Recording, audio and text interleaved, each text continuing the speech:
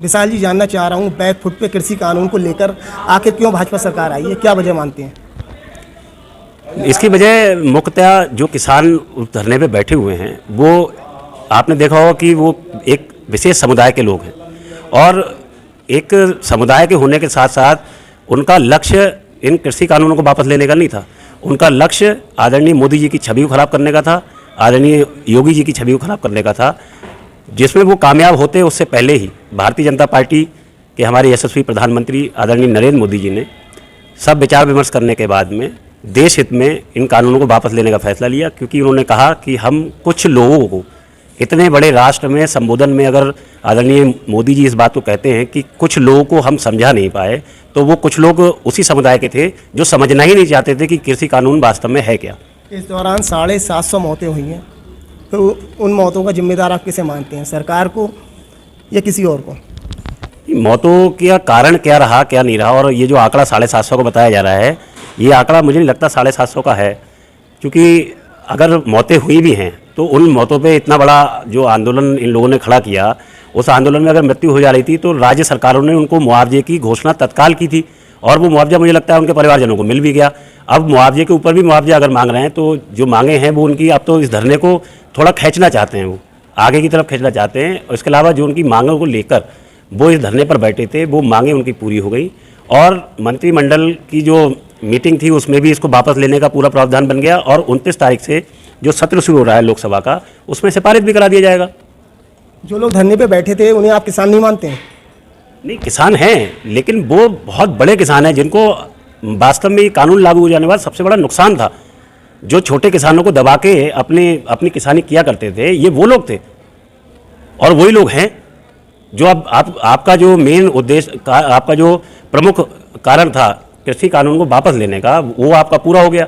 उसके बाद जो आप अब नए उसमें जोड़ रहे हैं, या तो आप शुरू से ही जोड़ते हुए चलते। अच्छा विशाल भाई, इसके अलावा जानना चाह रहा हूँ, आप विधानसभा जो चुनाव की तैयारी कर रहे हैं, एक्सपीरियंस आपके पास में कम है और बहुत बड़ा क्षेत्र है विधानसभा का और बड़ा चुनाव होता है, तो किस तरीक़ा से मैनेज कर रहे हैं आप?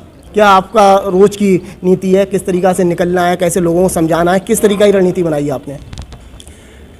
ऐसा है, ये चुनाव मेरा पहला जरूर है, लेकिन 2007 का विधानसभा का चुनाव पूरा मैनेजमेंट मेरे पास था, 2012 का विधानसभा चुनाव पूरा मैनेजमेंट मेरे पास था, 2017 का विधानसभा चुनाव वो भी मैनेजमेंट मेरे पास था। तो एक्सपीरियंस की कमी मेरे पास नहीं है। ये अलग बात है कि अपने एक्सपीरियंस को अब दिखाने का समय अब आया है और समय समय पे आप जो जिस तरीके से मेरे कार्यक्रम हो रहे हैं, आप लोग देख रहे हैं, तो अगर आपको उसमें परिपक्वता की कहीं कमी नज़र आती है तो वो आप मुझे बताएं।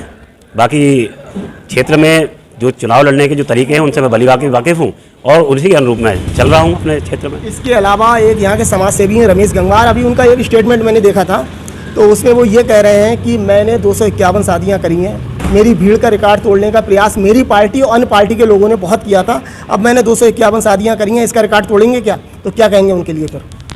देखिए, वो 251 शादियाँ जो उन्होंने की वो एक सामाजिक काम था और इसको अगर राजनीतिक से अगर आप जोड़ के देख रहे हैं, अगर वो राजनीतिक फ़ायदे के लिए ये काम उन्होंने किया है तो ये उनका स्वार्थ हो गया।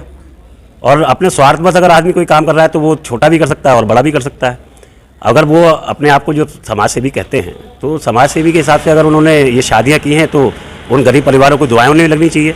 अगर राजनीति के लिए की हैं तो वही उनको। लेकिन वो तो अपने स्टेटमेंट में जो और दावेदार हैं सबको एक तरीक़ा से चैलेंज कर रहे हैं कि मैंने इतनी शादियाँ करी हैं, अब मेरा ये भी रिकॉर्ड तोड़ो, तो वो रिकॉर्ड को तोड़ना चाहेंगे फिर आप?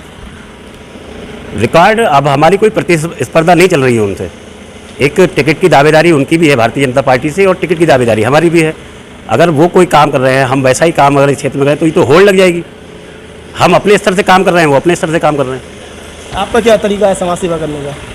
मेरा तरीका, जो जिनको वास्तविक रूप में मेरी ज़रूरत है, उनके सुख में दुख में उनके काम आऊँ, उनको कोई तकलीफ़ है, कोई परेशानी है, मैं उनके उसमें काम आऊँ, तो मैं अपने आप को धन मानता हूँ कि मैं अगर उनके काम आ जाऊँ। इसके अलावा विशाल भाई, जानना चाह रहा हूँ, यहाँ पे इस विधानसभा में कुछ लोग जो आपसे रूठे हुए हैं, उन्हें मनाने के लिए उनसे क्या कहेंगे?